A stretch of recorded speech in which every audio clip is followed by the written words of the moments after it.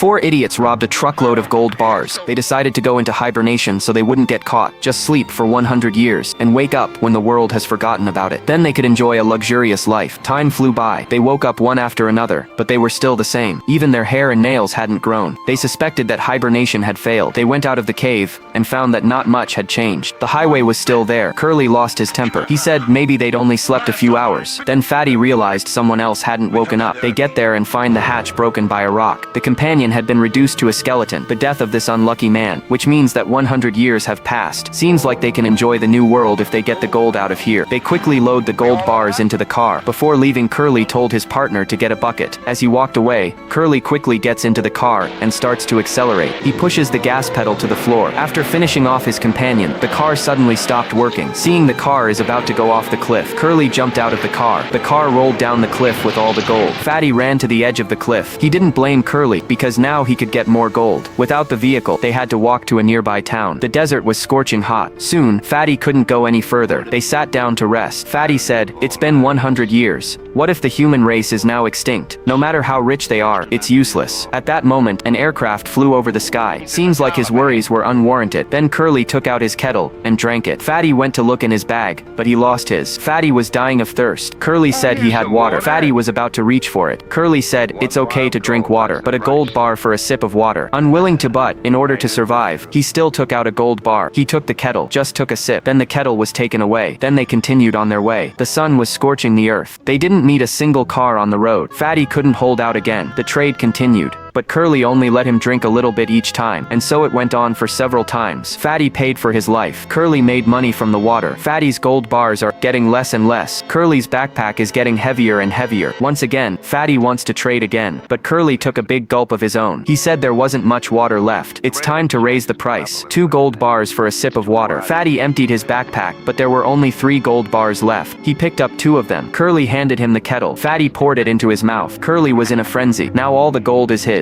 When Curly wasn't looking, Fatty instantly rose up. He hit Curly with gold bars, so the greedy Curly went offline. Then Fatty continued his journey, but due to the heavy weight of the gold, he soon ran out of energy. He didn't even want the gold that had fallen. After drinking all the water, Fatty collapsed. Then a stranger found him, holding the gold. Fatty begged for help. He said that if he brought himself to the town, he promised to give him a gold bar. "It's real gold.